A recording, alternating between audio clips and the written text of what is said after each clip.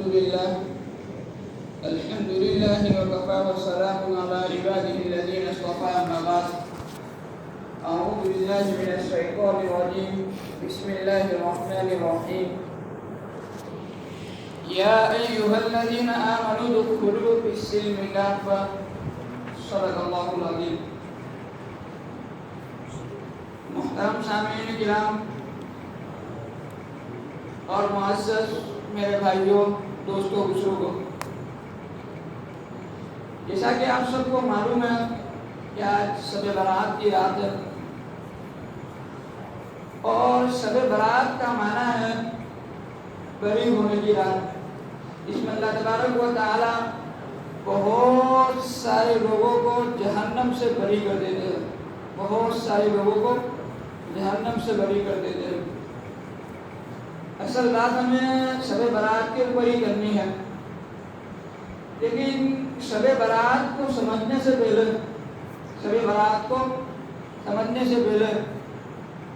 ہمیں یہ سمجھ آ جائے کہ مسلمان کس کو کہتے ہیں، مسلمان کس کو کہتے ہیں۔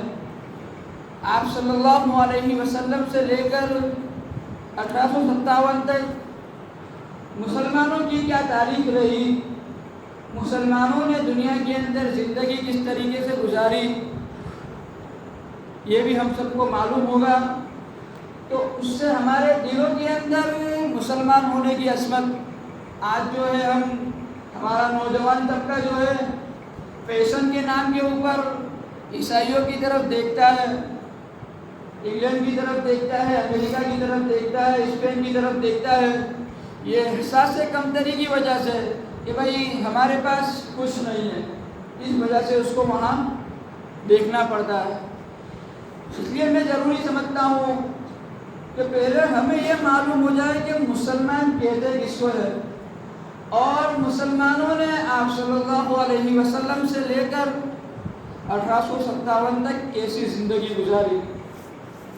کیا آپ سب راضی ہو کہ پہلے میں اس بات کو بیان کروں؟ میرے کو اجازت دیتے ہو اس بات کی کہ میں پہلے اس بات کو بیان کر دوں کہ ہم مسلمان کسے کہتے ہیں؟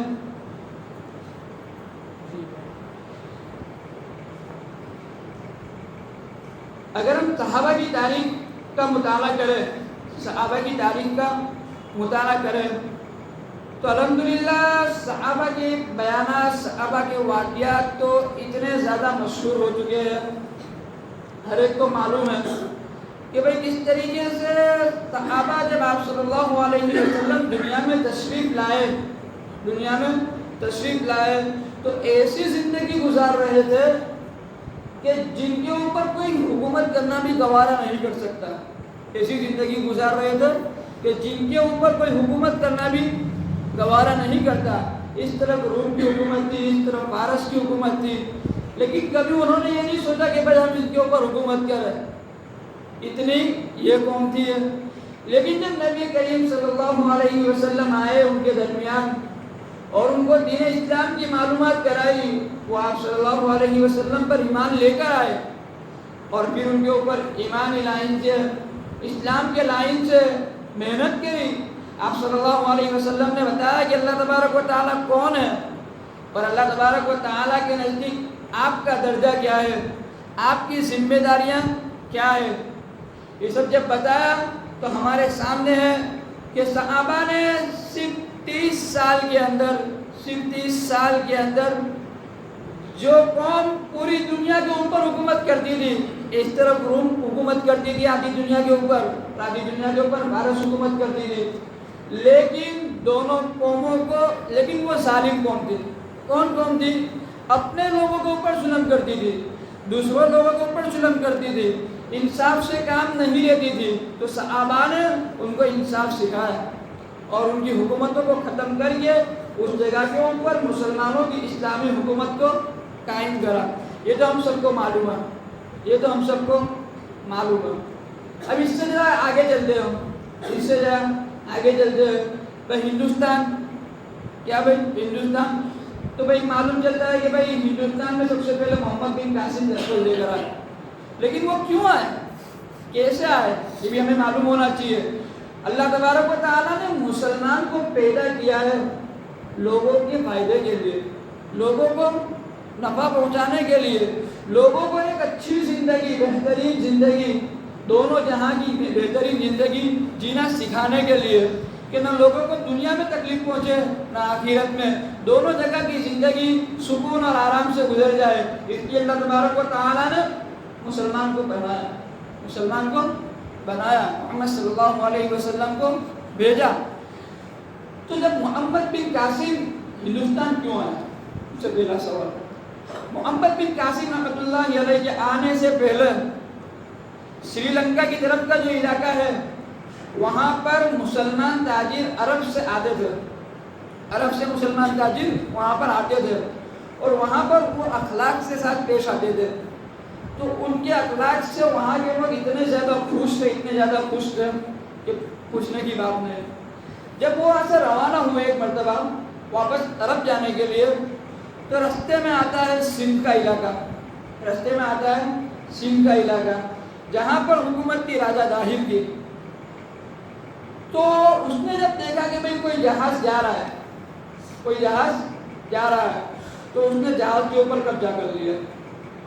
اب جہاز پر قبضہ کر لیا، مسلمانوں کے اوپر قبضہ ہو گیا، مسلمانوں کے پورے جہاز کے اوپر قبضہ ہو گیا۔ وہاں سے کچھ لوگوں نے خبر پہنچا دی حجاج بن یوسف کو، جس کو ہم ظالم بادشاہ کہتے ہیں، اس کو خبر پہنچ گئی کہ بھئی ہندوستان کے اندر داہر بادشاہ نے مسلمانوں کے جہاز کے اوپر قبضہ کر لیا اور ان کے اوپر ظلم و ستم کر رہا ہے، اور وہاں کی پرجا کے اوپر، وہاں کے جو لوگ جو ہندو رہنے والے ہیں، اس کے خود کے ماننے والے، اس کے خود کے مذہب والے، ان کے اوپر بھی ظلم کرتا ہے۔ مسلمان سب کے لیے انصاف لے کے آیا ہے، چاہے وہ ہندو ہو، چاہے وہ مسلمان ہو، چاہے عیسائی ہو، چاہے یہودی ہو، ہر ایک کے لیے کیا بھائی؟ انصاف، ہر ایک کے لیے سکون کی زندگی، ہر ایک کے لیے کامیابی والی زندگی دنیا کے اندر مسلمان لے کر آیا ہے۔ جب حجاج بن یوسف کو جب پتہ چلا تو اس نے اس کے جو اصل بادشاہ عبد الملک بن مروان، اس کو خط لکھا کہ بھئی اس طریقے سے یہاں پر یہ ہوا ہے اور مسلمانوں کے اوپر ظلم ہو رہا ہے۔ تو انہوں نے اجازت دی کہ بھئی آپ لشکر بھیج سکتے ہو۔ جب وہاں سے محمد بن قاسم لشکر لے کر آئے اور لشکر نے جب داہر کو شکست دی تو وہاں کے حالت ایسے تھے جیسے کہ بھئی ہم ہندوستان میں رہے تو ہم کو معلوم ہے کہ بھئی پہلے زمانے کے اندر ہندو لوگوں کے اندر ستی ہوتی تھی۔ کیا ہوتی تھی؟ ستی ہوتی تھی کہ بھئی شوہر کا انتقال ہو گیا تو عورت کو بھی اس کے ساتھ دفن کر دیتے تھے، عورت کو بھی اس کے ساتھ جلا دیتے تھے۔ اگر شوہر کا انتقال ہوا تو عورت کو بھی اس کے ساتھ جلا دیتے تھے۔ تو ایسی بہت ساری رسومات تھی جو لوگوں کے لیے برداشت کرنا مشکل تھی، لیکن حکومت کی طرف سے یہ حکم ہوتا تھا کہ بھئی اس کو بھی برداشت کرنا پڑے گا۔ تو جب محمد بن قاسم نے راجہ داہر کو شکست دی اور وہاں کے ہندو مقامی لوگوں کو امن دیا اور وہاں پہ ستی جیسی بری چیزوں کو بند کروایا، تو آج بھی سندھ کے علاقے کے اندر کچھ مورتیاں ایسی ہیں جو ایسا لگتا ہے کہ بھئی محمد بن قاسم کی ہے۔ وہاں کے لوگوں نے محمد بن قاسم کو معبود بنا لیا۔ کیا بنا لیا؟ کیونکہ مورتی پوجے گے وہ لوگ، جس چیز کے اندر اچھائی دکھتی ہے اسی کو خدا مان لیتے ہیں۔ تو یہ مسلمانوں کے اخلاق تھے۔ یہ کیا تھے بھائی؟ مسلمانوں کے اخلاق۔ مسلمان ہر جگہ ہر وقت اپنے آپ کو لوگوں کے لیے پیش کرتا ہے۔ کیا کرتا ہے؟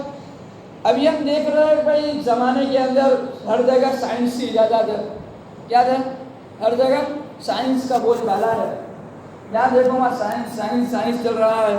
ہمارا مسلمان جو ہے اسی کے امریکہ کیا کہنا اس کا، ہمارا نوجوان اسی سے مروب ہوتا چلا جا رہا ہے کہ بھائی اس نے یوں کر دیا، اس نے یوں کر دیا، اس نے یوں کر دیا، آج یہ فیشن نکلی ہے، آج کچھ وہ فیشن نکلی ہے۔ جبکہ مسلمانوں کا جب دور تھا، مسلمان جب اپنے حقیقی مسلمان تھے، ہم آج حقیقی مسلمان نہیں ہیں، جب وہ حقیقی مسلمان تھے تو یوروپ کے اندر مسلمانوں کی ابتدا ہوتی تھی۔ جس طریقے سے آج ہم ہمارے نوجوانوں کو کہنا پڑتا ہے کہ بھئی ان کی ابتدا مت کرو، ان کے طریقے کے اوپر مت چلو، اسی طریقے سے یوروپ کے لوگوں کو، یوروپ کے پادریوں کو کہنا پڑتا تھا کہ مسلمانوں کی ابتدا مت کرو۔ کیونکہ وہ مسلمانوں کو دیکھ کے ہی للچا جاتے تھے کہ بھائی وہ بڑے لوگ ہیں، وہ کیا لوگ ہیں؟ بڑے لوگ ہیں، معزز لوگ ہیں، ان کے طریقے کے اندر چلنا ہے، ان کے طریقے کے اوپر چلنا ہے. اسلام کی تبلیغ بھی آسان ہو جاتی تھی اس طریقے سے، اسلام کی تبلیغ بھی آسان ہو جاتی تھی.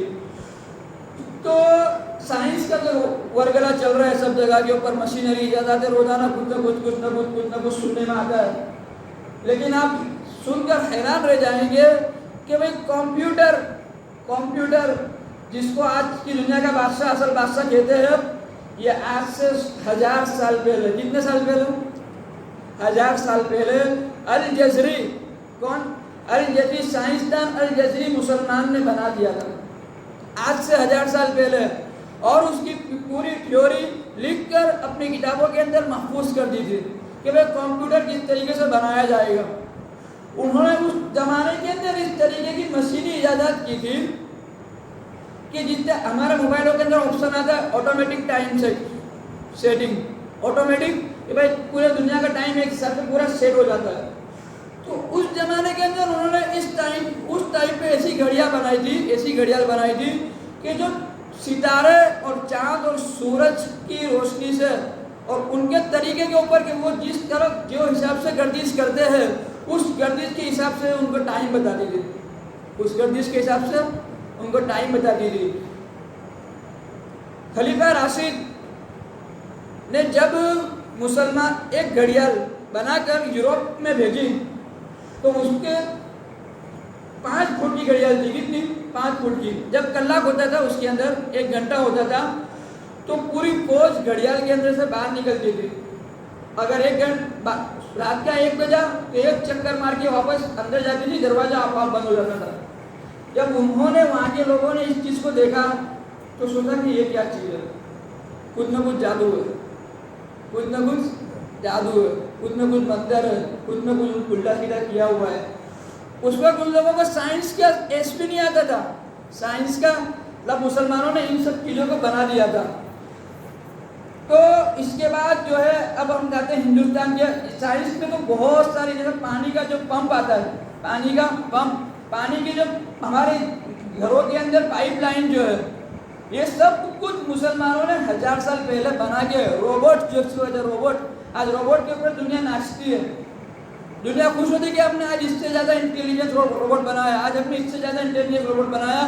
وہ بھی مسلمان بنا کے چلے گئے. ہوائی جہاز آج کے 500 سال پہلے مسلمانوں نے بنا لیا تھا، ہوائی جہاز آج کے 500 سال پہلے مسلمانوں نے بنا لیا تھا. یہ سب آپ صلی اللہ علیہ وسلم کی تعلیم ہے. انٹرنیٹ جس کو کہتے ہیں، جس کے اوپر دنیا آج فخر کرتی ہے کہ بھئی امریکہ نے ایجاد کیا، یوروپ نے ایجاد کیا، لیکن یہ بھی آج سے 700 سال پہلے ایجاد ہو چکا تھا. اس وقت کے سائنسدانوں نے تھیوری لکھی تھی کہ اگر کسی چیز کو روشنی میں تبدیل کر دیا جائے تو 1 سیکنڈ کے اندر دنیا کے اس کونے سے اس کونے تک جا سکتی ہے. یہ قرآن کریم سے انہوں نے نکال کے اس تھیوری کو لکھ دیا تھا. جب انہوں نے لکھا، انہوں نے اس کے اوپر عمل کرا، لوگوں کو بتایا، لیکن اعمال، اسلامک اعمال جو ہے، مسلمانوں کے اجتماعی اعمال جو ہے وہ کمزور ہوئے اور یوروپ کی طرف سے حملے بڑھتے چلے گئے.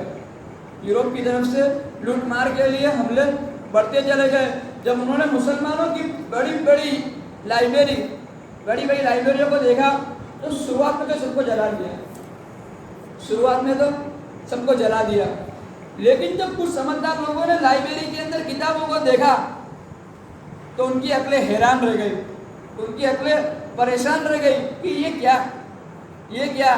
آج 1500 کے بعد سے یوروپ کے اندر کچھ فہم آیا ہے. شیر شاہ سوری جس کی حکومت کا زمانہ 1540 سے 1545 تک رہا، صرف 5 سال حکومت کا زمانہ رہا. کتنا؟ 5 سال کی حکومت کے اندر اس نے کلکتہ سے لے کر پشاور تک سڑک بنوائی. اس زمانے میں سڑک کا، ہائی وے کا تصور نہیں تھا. اس زمانے میں سڑک اور ہائی وے کا تصور نہیں تھا. کلکتہ جو بھارت کے اس چھیڑے کے اوپر ہے اور پشاور پاکستان اس چھیڑے کے اوپر، یہاں سے لے کے وہاں تک انہوں نے سڑک بنائی، ہائی وے بنایا، اور ہر 20 سے 25 کلومیٹر کے اوپر مہمان سرائے بنایا. اور مہمان سرائے کے اندر ہر وقت گرم اور ٹھنڈا پانی موجود ہوتا تھا، اور یہ سب کے سب فری، یہ سب کے سب فری، لوگوں کو فائدہ پہنچایا، لوگوں کو فائدہ پہنچایا، لوگوں کو کیا پہنچایا؟ فائدہ پہنچایا۔ اس زمانے کے اندر یوروپ کی حالت یہ تھی کہ وہ لوگ 4 مہینے گرمی کے جو ہوتے ان کے وہاں، اس 4 مہینے کی گرمی کے اندر کچھ باہر گھوم پھر کے کچھ کام کر لیتے تھے، لیکن 4 مہینے جو سردی کے آتے ہیں، اس 4 مہینے کی سردی کے اندر ان کے وہاں حالت ایسی ہوتی تھی کہ اگر کوئی مر جائے نا، کوئی مر جائے نا، تو وہ 4 مہینے تک وہیں پر پڑا رہتا تھا، باہر آنے کی ان کے پاس طاقت نہیں تھی۔ وہ صرف 4 مہینے سلجم کے سوپ کے اوپر گزارا کرتے تھے، 4 مہینے سلجم کا سوپ، بیٹ جس کو کہتے ہیں، بیٹ لال کلر کا جو آتا ہے بیٹ، اس کے سوپ کے اوپر گزارا کرتے تھے۔ اور جو ٹائی جو ہمارا لوگ مسلمان فخر کے ساتھ پہنتے ہیں، اس کی ایجاد کیسے ہوئی؟ اس زمانے میں ان لوگوں کے پاس کپڑے نہیں تھے، یوروپیانوں کے پاس کپڑے نہیں تھے، تو وہ لوگ کیا کرتے تھے بھائی، نیچے کپڑا نہ کھا اور اس کپڑے کو اوپر سے پیٹ باندھ دیتے تھے تاکہ ہوا اندر نہ جائے، تاکہ ہوا اندر نہ جائے۔ یہ ٹائی کی اجازت، اتنی غریب اور اتنی مخلص اور اتنی فقیر قوم تھی ہے اتنی، لیکن جب اس نے مسلمانوں کی کتابوں کو دیکھا، مسلمانوں کی کتابوں کو دیکھا، اس کو پڑھا اور اس کو سمجھا اور اس کے اوپر عمل کیا، تو آج ہم کہاں تھے وہاں کا۔ اب ہمیں ضرورت ہے اس بات کی کہ ہم اپنے آپ کو سب سے پہلے پہچانا کہ ہم کون ہیں۔ ہم بھی انہی کے وارث ہیں، ہم بھی انہی لوگوں کی نسل ہے، ہم بھی انہی لوگوں کی نسل ہے۔ وہ جس طریقے سے دنیا میں عزت کی زندگی گزار کے چلے گئے، آج ہم مسلمان نہ ہونے کی وجہ سے، حقیقی مسلمان نہ ہونے کی وجہ سے ذلت کی زندگی گزار رہے ہیں۔ تو سب سے پہلے تو ہمیں جو کام کرنے میں آپ کو بتا دوں، نماز ہمیں 5 وقت کی جو اللہ تبارک و تعالیٰ کا حکم ہے قائم کرنی ہے، اس کو پڑھنا ہے۔ اب اس کے سائنسی فائدات ہیں، یہ وہ سب تو وہ لوگ ایجاد کرتے ہیں نا، سوچتے ہیں نا، سمجھتے ہیں نا، سب ہوتا رہتا ہے، لیکن ہمیں اللہ تبارک و تعالیٰ کا حکم ہے نماز کا۔ تو 5 وقت کی نماز اگر ہم اس کے اوپر بھی عمل کر لیں گے تو اللہ تبارک و تعالیٰ میں دنیا میں بھی نوازے گا، آخرت میں بھی نوازے گا، دنیا میں بھی چین سکون کی زندگی ملے گی۔ اور دوسری بات جو ہے کہ بھائی کتابوں، ہم کو مسلمان ہیں لیکن ہمارے پاس اسلام کا کوئی ایسا علم نہیں ہے، اسلام کی تعلیمات ہمارے پاس نہیں ہے، تو ہمیں چاہیے کہ ہم اسلام کی تعلیمات کے لیے، اگر ہماری عمر ہو چکی ہے، ہمارے بچے ہو چکے، تو ہم سب یہ پہلے نیت کریں کہ ہم ہمارے بچوں میں سے کسی ایک کو تو کم از کم عالم بنائیں گے، اور عالم بنانے کے بعد اس کو نیت کیا کرائیں گے؟ عالم بنانے کے بعد اس کی نیت یہ کرانی ہے کہ بھئی تو جب عالم بننے جا رہا ہے تو تیرے کو قرآن و حدیث کے اوپر عمل کرنا ہے۔ کیا کرنا ہے؟ عمل کرنا ہے۔ ایک تو عمل کا طریقہ ہے کہ بھئی واپس پڑھنے بیٹھ جانا ہے، واپس پڑھانے بیٹھ جانا ہے، ایک عمل کا طریقہ یہ ہے۔ لیکن جیسے سب کو معلوم ہے کہ بھئی ڈاکٹر کا ایک فن ہے، ڈاکٹر کا ایک فن ہے۔ اب ڈاکٹر جب آدمی بنتا ہے تو ایک ہوتا ہے کہ بھئی ڈاکٹر بننے کے بعد واپس ڈاکٹر بنانے بیٹھ گیا، واپس کالج کے اندر پڑھانے بیٹھ گیا، اور ایک ہوتا ہے کہ بھئی مارکیٹ میں آتا ہے اور لوگوں کا علاج کرتا ہے۔ کام دونوں ضروری ہے، پڑھانے والا بھی ضروری ہے اور عملی طور کے اوپر لوگوں کا علاج کرنا بھی ضروری ہے۔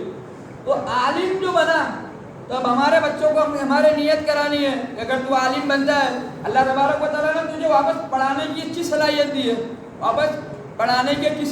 ہے، تو میں اپنی زندگی اسی میں لگا۔ لیکن اگر اللہ تبارک و تعالیٰ نے تجھے اس بات کی صلاحیت دی ہے کہ تو نے جس چیز کو پڑھا اس کو تو دنیا کے سامنے عملی طور پر پیش کر سکے، تو عملی طور پر پیش کر کے دکھا۔ اگر آج کے زمانے میں ہم دیکھ رہے ہیں کہ بھئی سب جگہ لوگوں کا یہ بھئی اڈانی امبانی چل رہا ہے، اڈانی امبانی کہ بھئی وہ لوگ حکومت کو چلا رہے ہیں، وہ لوگ یہ کر رہے ہیں، وہ کر رہے ہیں، فلانا کر رہے ہیں، ڈھمکنا کر رہے ہیں۔ لیکن اگر اڈانی اور امبانی کی جگہ مسلمان عالم تاجر ہوتا ان کے جیسا، تو وہ انصاف کے ساتھ ہر ایک لوگوں تک کس طریقے سے آسانی سے مال پہنچے، ہر ایک لوگوں کو کس طریقے سے روزی ملے، حکومت کو صحیح طریقے سے کس طریقے سے حکومت چلے، اس کی فکر کرتا، اس کی کیا کرتا، فکر کرتا۔ تو ہمیں آج ایسے عالموں کی ضرورت ہے جو دنیا کے سامنے عمل کر کے بتائے، ہر لائن کے اندر عمل کر کے بتائے، کیا بھائی، عمل کر کے بتائے۔ تو ہمیں ہمارے بچوں کو یہ نیت کرانی ہے کہ بھائی عمل کی نیت سے پڑھو، کیا بھائی، اور عمل کر کے بتاؤ اور اللہ کو راضی کرو، اللہ کو۔ تو عالم بنانے کی ہمارے بچوں کے اندر نیت کرے، اور اس کے بعد جو ہے فضائل کی تعلیم، فضائل اعمال کی تعلیم ہمارے گھروں کے اندر شروع کی جائے۔ تو فضائل کی تعلیم سے ہمارے ماؤں میں، بیٹیوں میں، سب کے اندر ایک شوق پیدا ہوگا کہ مسلمان اسلام کیا چیز ہے، اور پھر اس کے اوپر عمل ہوگا، اس کے اوپر عمل ہوگا۔ عالم بنانا ہے، نماز قائم کرنی ہے، فضائل کی تعلیم کرنی ہے، فضائل کی تعلیم کرنی ہے، اور مخصوص وقت طے کر کے، بھائی 24 گھنٹے ہے، کتنے پورے دن میں، 24 گھنٹے، تو 24 گھنٹے کے اندر کم از کم آدھا گھنٹہ ایسا فکس کر لیں کہ جس کے اندر ہم اسلامک کتابوں کو پڑھ سکیں، اور اسلامک کتابیں بھی جہاں سے اٹھائیں وہاں سے اٹھائی نہیں، کسی معتبر عالم سے پوچھ لیا کہ بھئی یہ کتاب پڑھوں، کون سی کتاب میں پڑھوں، کون سی کتاب میں پڑھوں، تاریخ کی کوئی کتابیں لے لے، فضائل کی کوئی کتابیں لے لے، کسی عالم کو پوچھ کر مسائل کی جو کتابیں ہیں وہ لے لے، جیسے بہشت ثمر ہے، بہشت، تو یہ سب کتابیں لے کر اس کا آدھا گھنٹے سے مطالعہ، پورے دن میں کیا آدھا گھنٹے مطالعہ، اس سے ہم کو پتہ چلے گا کہ بھئی مسلمانوں کی طرف زندگی گزارنی ہے، ہم ایک مسلمان معاشرے کے اندر زندگی گزارنے والے بن جائیں گے، سب اس کے اوپر عمل کرنے کی فکر کریں گے۔ اب شب برات، شب برات جو میں نے آپ کو پہلے بھی بتایا کہ بھئی برات اللہ تبارک و تعالیٰ اس رات کے اندر بہت سارے لوگوں کو جہنم سے بری فرما دیتے ہیں، اور اس رات کی بڑی فضیلتیں آئی ہے۔ اب اس کے اندر ہمیں ساری حدیثوں کا خلاصہ اتنا ہے کہ بھئی قیام اللیل کرنا ہے، یعنی رات کو تھوڑی دیر جاگنا ہے اور اللہ تبارک و تعالیٰ کی عبادت کرنی ہے، اور دن میں روزہ رکھنا ہے، دن میں کیا کرنا ہے، روزہ رکھنا ہے۔ اب قیام کے اندر بھی یہ ضروری نہیں کہ بھئی ہم مخصوص رکعتیں پڑھیں، مخصوص سورتیں پڑھیں، نہیں، جس طریقے سے ہم نارمل سورتیں، نارمل آیتیں، نارمل نماز جو پڑھتے ہیں وہ پڑھ کر اللہ تبارک و تعالیٰ سے خوب گڑ گڑا کی دعا کرتی ہے، کیونکہ اللہ تبارک و تعالیٰ آنے والے ایک سال کی پوری کیا بھائی فرشتوں کے ہاتھ میں فہرست دیں گے کہ بھائی آنے والے سال میں کون مرے گا، کون زندہ ہوگا، کس کے وہاں اولاد ہوگی، کس کے وہاں چھوکرا ہوگا، کس کے وہاں لڑکی ہوگی، کس کے وہاں لڑکا ہوگا، یہ سب اللہ تبارک و تعالیٰ فہرست دیں گے۔ کس کو کتنی روزی ملے گی، اب روزی کے اندر سب آ گئے، کس کو کتنی روزی کے اندر عزت آ گئی، اکرام آ گیا، روزی کے اندر ماں باپ کے ساتھ تعلق آ گیا، روزی کے اندر ہر چیز آ گئی، علم آ گیا کہ بھائی کتنا علم حاصل کرے گا۔ تو اللہ تبارک و تعالیٰ سے ہم آج فیصلے کی رات ہے، تو فیصلے کی رات کے اندر اللہ تبارک و تعالیٰ سے گڑ گڑا کر خوب مانگنے کی کوشش کریں۔ اب آپ سب برات کی رات ہے، اللہ تعالیٰ بہت سارے لوگوں کو جہنم سے بری کرتا ہے، لیکن کچھ لوگ ہیں جن کو اللہ تبارک و تعالیٰ اس رات بھی جہنم سے بری نہیں کرتا ہے۔ اللہ تبارک و تعالیٰ سب سے پہلے ہماری اس سے حفاظت کر رہا ہے۔ میں آپ کو کچھ لوگوں کی فہرست بتا دیتا ہوں کہ جن کی مغفرت اس رات میں نہیں ہوتی۔ سب سے پہلا ہے شرک کرنے والا، اللہ تبارک و تعالیٰ کی ذات کے ساتھ کسی کو شریک کرنے والا، یا اللہ تبارک و تعالیٰ کی صفات کے ساتھ، جیسے کہ اللہ تبارک و تعالیٰ کی صفت ہے رزاق، رزق دینے والا، تو رزق دینے میں کسی کو شریک کہ میرے کو تو اس نے بھی رزق دیا، اس نے رزق دیا، وہ میرے کو رزق دیتا ہے، وہ میرے کو کھلاتا ہے، تو اللہ تبارک و تعالیٰ کی کسی بھی صفت کے ساتھ کسی کو شریک کرنا، اس کو کہتے ہیں شرک۔ اللہ تبارک و تعالیٰ شرک کرنے والے کو آج معاف نہیں کرے گا۔ نمبر 2 ہے بغض رکھنے والا، نمبر 2 ہے بغض رکھنے والا، اپنے دل میں کینہ رکھنے والا۔ آپ صلی اللہ علیہ وسلم رضی اللہ تعالیٰ عنہ سے فرماتے ہیں، اے میرے پیارے بیٹے، اے میرے پیارے بیٹے، اگر تو یہ کام کر سکتا ہے، اگر تو یہ کام کر سکتا ہے کہ روزانہ صبح شام اپنے دل کو تو روزانہ صبح ایسی کرے کہ تیرے دل میں کسی کے لیے کسی بھی ذات کی برائی نہ ہو، ہر شام تو اس طریقے سے کرے کہ تیرے دل میں کسی کی برائی نہ ہو، تو یہ میری سنت ہے، اور جو شخص میری سنت کو زندہ کرے گا وہ جنت میں میرے قریب ہوگا۔ آپ صلی اللہ علیہ وسلم یہ پہلے فرما رہے ہیں کہ تم کر سکتا ہو تو کام ہارڈ ہے. اپنے دل کو ہر ایک کی برائی سے پاک رکھنا، ہر ایک کی برائی سے اپنے دل کو پاک اور صاف رکھنا کام تھوڑا ہارڈ ہے. لیکن سوتے وقت ہر مرتبہ پہ ہمارے دل کو چاہے کسی نے کچھ بھی کیا ہو، کتنی بھی تکلیفیں پہنچائی ہو، یا کوئی کچھ بھی ہوا ہو ہمارے ساتھ، کوئی بھی تعلقات میں کچھ بھی ہوا ہو، لیکن اللہ تبارک و تعالیٰ کے واسطے اپنے دل کو صاف کر لے. اپنے دل کو سب سے پہلے تو دل میں سکون آ جائے گا.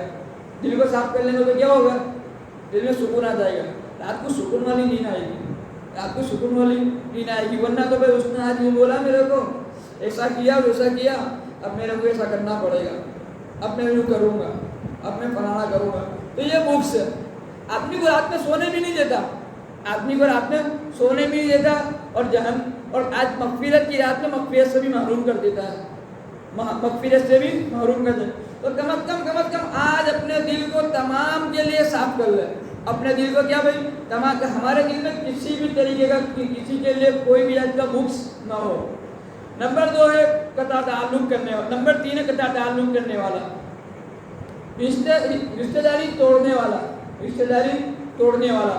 کہ بھائی کسی بھائی کے ساتھ، چاچا کے ساتھ، ماما کے ساتھ، پھوپھی کے ساتھ، خالہ کے ساتھ کچھ بولا چالی ہو گئی، مغز ماری ہو گئی، تو بھائی ان کے ساتھ تعلق ہی ختم کر دیا کہ بھائی اب بیکار لوگ ان کے ساتھ بات نہیں کرنی، بیکار لوگ ان کے ساتھ بات نہیں کرنی. تو ایسے لوگ کی بھی آج مغفرت نہیں ہوگی. ایسے لوگوں کی آج مغفرت، اگر ہمارے ذہن میں ہمارے جتنے بھی رشتہ دار ہیں ان تمام سے اگر قریب میں ہے تو پرسنلی مل کر ملاقات کر کے معافی طلبی کر لیں. پرسنلی مل کر معافی طلبی کریں اور تعلقات کو جوڑ لیں. اور اگر دور ہے پاس میں ہے تو پھر موبائل کا مسئلہ کیا ہے؟ ڈینجر ہے. آدمی رسمی طور کے اوپر ہر ایک کو بھیج دیتا ہے میسج، تو اس کے اوپر کوئی دھیان نہیں دے گا. اگر دل دکھایا ہے یا دل دکھا ہے تو مل کر پرسنلی مل کر معافی مانگ کر دوسرے سے ملاقات کر کے ہنستے چہرے سے ملاقات کر کے چھوٹا ہو جانا ہے. اس سے کیا ہوگا؟ ہم تعلق کو جوڑنے والے ہو جائیں گے. تعلق کو جو جوڑنے والا ہوتا ہے، صلہ رحمی جو کرنے والا ہوتا ہے، اللہ تبارک و تعالیٰ اسے 2 فضیلت سے نوازتے ہیں. نمبر 1 اس کی روزی میں برکت دیتے ہیں، اس کی روزی میں برکت وسعت دیتے ہیں. نمبر 2 اس کے نشان قدم کو تادیر قائم رکھتے ہیں. اب اس میں علماء نے تفصیل فرمائی ہے کہ بھائی روزی میں وسعت، روزی میں برکت کا کیا مطلب ہے. آج ہر انسان پریشان ہے، اچھی روزی ملے، زیادہ پیسہ ملے. آپ صلی اللہ علیہ وسلم آسان علاج بتا رہے ہیں، صلہ رحمی کرو. جو تم سے توڑے تم اس سے جوڑو، جو تمہیں کاٹے تم اس کو جوڑو، اس کے ساتھ جوڑو. یہ صلہ رحمی جب تم کرو گے اللہ تبارک و تعالیٰ تمہارے رزق کے اندر برکت دے گا اور تمہاری عمر میں بھی برکت دے گا. ایک تو یہ ہے کہ عمر میں برکت کا مطلب یہ ہے کہ اللہ تبارک و تعالیٰ عمر کو ہی بڑھا دے گا. اور دوسرا مطلب یہ ہے کہ اللہ تبارک و تعالیٰ اس کی جو جتنی زندگی لکھی ہے اسی زندگی کے اندر وہ اتنے بڑے بڑے کام کر جائے گا جو دوسرے انسانوں کے لیے امپوسیبل ہے. دوسرے انسانوں کے لیے کیا ہے؟ امپوسیبل ہے. یہ زندگی کے اندر برکت ہے. ہم بہت سارے علماء کو دیکھتے ہیں کہ 40 سال کی زندگی ملی، 50 سال کی زندگی ملی، 30 سال کی زندگی ملی، لیکن ان کے کارنامے ایسے ہوتے ہیں کہ 100 سال میں بھی آدمی نہیں کر سکتا. یہ ان کی زندگیوں کے اندر کیا برکت تھی، ان کی زندگیوں میں برکت. تو یہ برکت رشتہ داری کو جوڑنے سے ملتی ہے. اللہ تعالیٰ ہم کو رشتہ داروں کا آج مل جل کر جوڑ رہے. اور پھر ہے شراب کا عادی. کون؟ شراب کا عادی، جو ہمیشہ شراب پیتا ہے.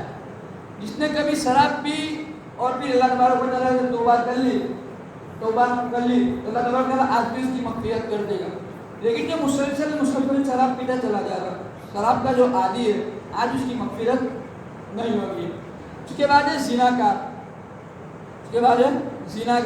کرنے والا، تو اس کی بھی آج مغفرت نہیں ہوگی. پھر اس کے بعد ہے ناحق کسی کا قتل کرنے والا، کسی کو قتل کر دیا ناحق تو اس کی بھی آج مغفرت نہیں ہوگی. اس کے بعد ہے ماں باپ کا نافرمان.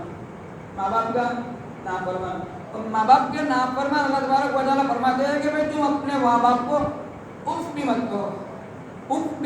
मत करो।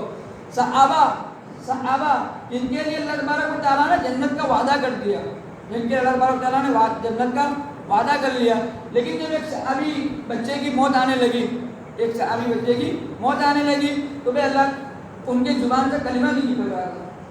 नबी को खबर दी गई कि भाई इनकी जुबान से कलिमा नहीं निकल रहा है। बोला क्या बात है, चलो हम आते हैं।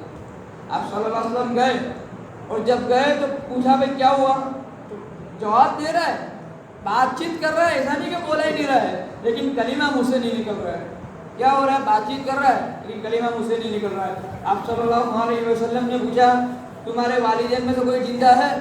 बोला हाँ मेरी वालिदा जिंदा है। क्या वो आपसे नाराज है? बोला हाँ नाराज है। बोला बुलाओ। बोला कि भाई ये कह रहा है कि आप मुझसे नाराज हो? बोला हाँ मैं नाराज हूँ। बोला माफ़ कर दो। मैं माफ़ नहीं करूँगी। बोला इसने क्या गुनाह किया है? वो बोला कि मेरे से अच्छे से बात नहीं करता, ये रात को नफले पढ़ता है, रात को नफले पढ़ता है, दिन में रोज़े रखता है, बहुत नेक है, लेकिन मेरी नाफरमानी भी नहीं करता, मेरी नाफरमानी भी, लेकिन मेरे से अच्छे से बात नहीं करता, मेरे से अच्छे से बात इसने ज़िंदगी में कभी नहीं की, मेरे से हमेशा सख्त लहजे में बात की, इसलिए मैं इसको माफ़ नहीं करूँगी। तो आप सल्लल्लाहु अलैहि वसल्लम ने फरमाया क्या तुम ये चाहती हो कि मैं अभी यहाँ आग लगाऊँ और उसको इस आग में डाल दूँ? क्या आप ये चाहती हो? तो उन्होंने फरमाया नहीं, ये तो मैं नहीं बर्दाश्त कर सकती। तो बोला कि जहन्नम की आग में भी इसको डाला जाएगा अगर तुम इसको माफ़ नहीं करोगी तो फिर ये सुनकर माँ ने माफ़ कर दिया, माँ ने माफ़। वो सहाबी अल्लाह तबारक व तआला ने क्या किया, जन्नत का वादा कर रखा है, फिर भी उनके मुँह से माँ की नाफरमानी की वजह से मौत के वक्त कलिमा नहीं निकल रहा है। तो आज के दिन भी अल्लाह तबारक व तआला माँ बाप के नाफरमान को माफ़ नहीं करेगा। अपने माँ बाप के साथ अच्छे से सलूक करो, उनकी हर बात को मान लेना है। हाँ शरीयत के मुखालिफ बात हो तो अलग बात है, हाँ शरीयत के मुखालिफ बात का हुक्म करे तो वो अलग बात है, लेकिन माँ बाप किसी को शरीयत के मुखालिफ बात का हुक्म नहीं करते, वो शरीयत के ऊपर अमल करने का ही कहते हैं। तो उनकी हर बात के ऊपर आमन्ना व सद्दकना, हाँ भाई हम तुम्हारी बात मानेंगे, और उनके साथ प्यार से मोहब्बत से अच्छे से बात करनी है। क्योंकि माँ बाप का दिल टूटेगा तो अल्लाह तबारक व तआला भी आज फिर मग़फ़िरत नहीं फरमाएंगे। ये हमारे को पूरे साल कायम रखना है, इन बातों को पूरे साल के अंदर अमल करना है। ऐसा नहीं कि भाई आज ये अमल करके छोड़ दिया, नहीं, हमारे को पूरे साल अपने दिल को रोज़ाना तमाम लोगों की बुराइयों से पाक और साफ करना है। उसके बाद माँ बाप को रोज़ाना अच्छे से बात करनी है, माँ बाप के साथ रोज़ाना माँ बाप की हर बात को मानना है। रिश्तेदारों से अगर कुछ गलत फहमी हो जाए, कुछ लड़ाई झगड़ा हो जाए, कोई मगजमारी हो जाए, तो उनसे फ़ौरन माफ़ी मांग कर अपने ताल्लुक़ को जोड़ लेना है। ताल्लुक़ तोड़ना नहीं है, ताल्लुक़ तोड़ना नहीं है। बहुत सारी वईदें इसके ऊपर वारिद हुई है। अल्लाह तबारक व तआला, और कल का रोज़ा रात को अल्लाह तबारक व तआला से खूब मांगना है, और कल रोज़ा अगर अपने अंदर ताकत है तो नफल की नीयत से, क्या भाई नफल है, कल का रोज़ा क्या है, नफल है, मुस्तहब है, कल का रोज़ा मुस्तहब की नीयत से रख ले। आप सल्लल्लाहु अलैहि वसल्लम फरमाते हैं, अम्मा आयशा फरमाती है कि भाई आप सल्लल्लाहु अलैहि वसल्लम रमज़ान के अलावा के महीनों में शाबान के महीने में सबसे ज़्यादा रोज़े रखते थे, यानी अक्सर शाबान आप सल्लल्लाहु अलैहि वसल्लम रोज़ा रखते थे। तो मैं आयशा रज़ियल्लाहु ताला अन्हा ने पूछा कि आप क्यों इतना ज़्यादा रोज़ा रखते हो? तो आप सल्लल्लाहु अलैहि वसल्लम ने फरमाया कि जब मेरा नामा अमल फरिश्तों के हाथ में दिया जाए, मेरा नामा अमल फरिश्तों के हाथ में दिया जाए तो मैं रोज़े की हालत में हो, मैं रोज़े की हालत में हो। इसलिए आप सल्लल्लाहु अलैहि वसल्लम कसरत से रोज़े शाबान के महीने में रखते थे। आप सल्लल्लाहु अलैहि वसल्लम कसरत से रोज़े रखना शाबान के महीने में साबित है। अब उसी के अंदर 15वीं रात भी आ जाती है, 15वां दिन भी आ जाता है, तो उसमें भी हमें अगर अल्लाह तबारक व तआला ने बशारत दी है, काम काज का, तिजारत का, नौकरी का, कारोबार का नुकसान ना हो, तो इस रोज़े को रखना चाहिए, इस रोज़े को रखना चाहिए। अल्लाह तबारक व तआला इन्हें सुनने से ज़्यादा अमल की तौफीक अता फरमाए।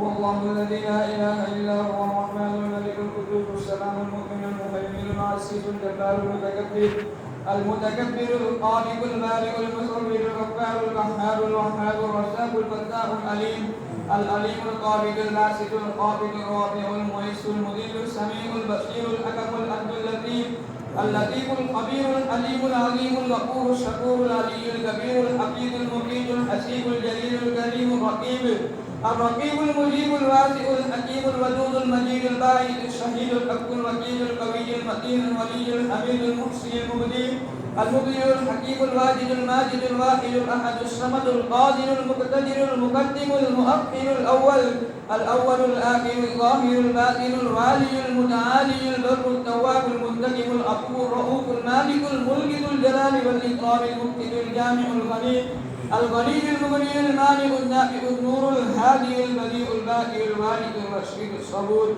قل اللهم مالك الملك تؤتي الملك من تشاء وتنزع الملك ممن تشاء وتعز من تشاء وتذل من تشاء بيدك الخير انك على كل شيء قدير تولج الليل في النهار وتولج النهار في الليل وتخرج الحي من الميت وتخرج الميت من الحي وترزق من تشاء بغير حساب توكلت على الحي الذي لا يموت الحمد لله الذي لم يتخذ ولدا ولم يكن له شريك في الملك ولم يكن له ولي من الذل وكبره تكبيرا اللهم رب السماوات ورب الارضين وربنا ورب كل شيء خالق الحب والنوى ومنزل التوراه والانجيل والقران اعوذ بك من كل ذي شر انت آخذ بناصيته انت الاول فليس قبلك شيء وانت الاخر فليس بعدك شيء وانت الظاهر فليس فوقك شيء وانت الباطن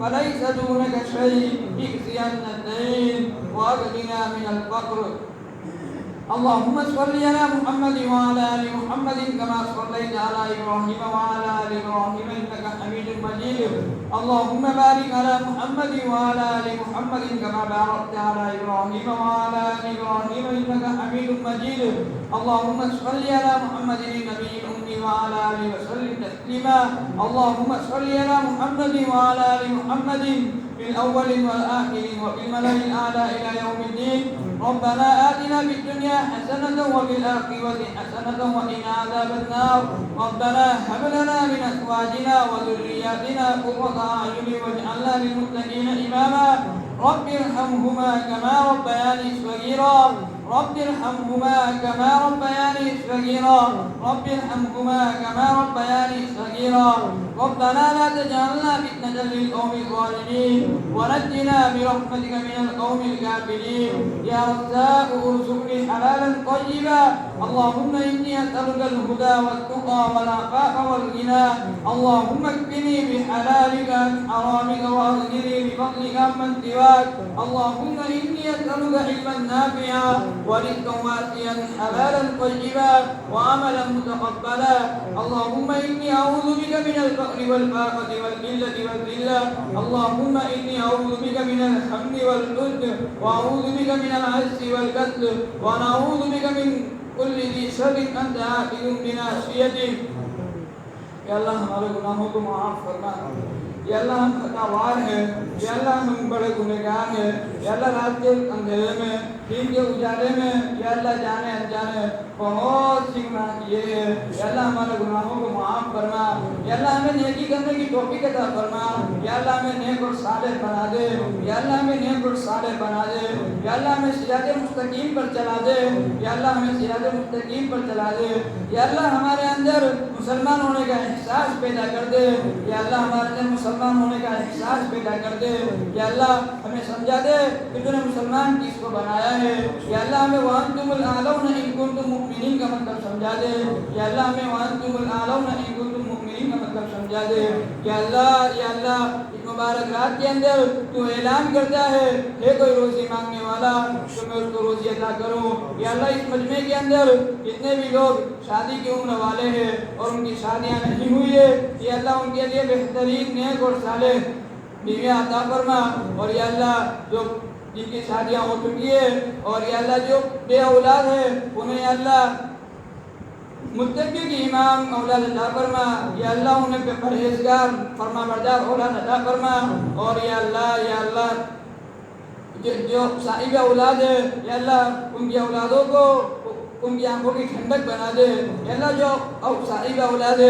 ان کی اولاد کو ان کی آنکھوں کی ٹھنڈک بنا دے یا اللہ ہمارے دلوں کو کینہ بغض تکبر حسد لالچ تمام چیزوں سے پاک فرما دے یا اللہ ہمارے دلوں کو کینہ بغض حسد تکبر لالچ تمام بیماریوں سے پاک کر دے اور یا اللہ ہمیں صلہ رحمی کرنے والا بنا دے یا اللہ ہمیں تعلق جوڑنے والا بنا دے یا اللہ ہمارے دلوں کو نرم فرما دے یا اللہ ہمارے دلوں کو نرم فرما اور یا اللہ ہمیں صلہ رحمی کرنے والا تعلق کو جوڑنے والا بنا دے یا اللہ ہماری دنیا بھی بہترین بنا دے یا اللہ ہماری دنیا میں بھی چین سکون عزت عافیت برکت وسعت سب کچھ عطا فرما اور آخرت بھی ہمارے لیے مقدر فرما اور یا اللہ ہمیں جہنم کی عذاب سے بچا لے یا اللہ جو ہمیں جہنم کی عذاب سے بچا لے یا اللہ ہمارے والدین کی مغفرت فرما یا اللہ جن کے والدین زندہ ہے یا اللہ انہیں اور ہمیں یا اللہ ان کی قدردانی کرنے کی توفیق عطا فرما یا اللہ ہمیں ہمارے والدین میں سے اگر کوئی ایک زندہ ہے تو ان کی قدردانی کرنے کی توفیق عطا فرما